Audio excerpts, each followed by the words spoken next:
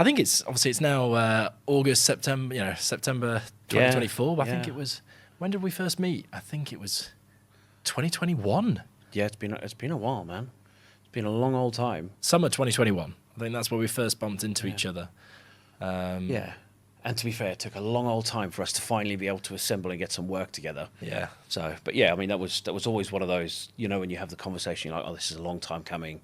Like, we're going to do something. We just got to figure out exactly how it looks. And it was interesting, and I loved what you were doing. It kind of annoyed me that what you were doing was such a perfect fit for what we're doing, and we were really struggling to find how we could overlap them really nicely.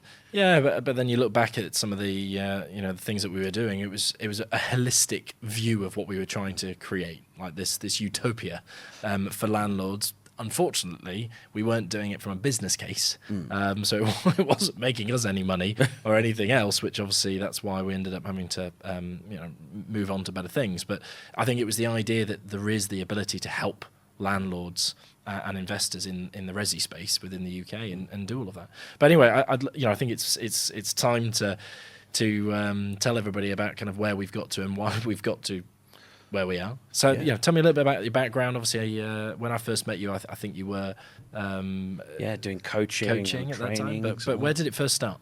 Well, I mean, I suppose by way of background. So I was an engineer on the underground. I did a lot of the commissionings and signalling systems and stuff, and it was great. Really enjoyed the work. But it was permanent night shift. It was a lot of hours. It was very antisocial. Wasn't great for a family life. And nighttime stuff. It's it was brutal because it was one of those that when you're awake in the day, you're there with the family, but you're there in body, but not really in mind because you're tired. And it was one of those industries where, I mean, it is technically a dying industry because of how technology is coming in, but more importantly, it was, I felt very, very restricted within what we could do. I couldn't voice my concerns. I couldn't talk openly, and to be honest, I'm too much of an entrepreneur to be managed. So, I apologize to all my previous employers and managers. I was not an easy guy to work with, but I wanted to go do something where I had control. And I read that Robert Kiyosaki book, that Rich Dad Poor Dad, while on honeymoon. Sorry, honey, my wife wasn't very happy with this. And it was one of those books that sort of changed my mind a little bit in terms of the realities, because all of a sudden you can see, well, actually, I can take control of my own life and not have to do the 9 to 5 grind, or, well, for me it was like 11 p.m. till 7 a.m. grind.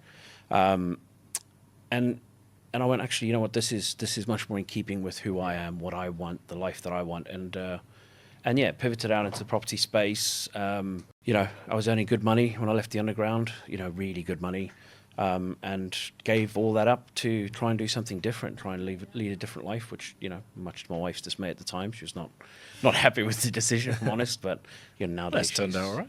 Yeah, it's turned out very well, but so got into the property space, went through some trainings. So that's how you got into the property industry, was basically looking at how do I progress from there, what do I do with my investment probably, and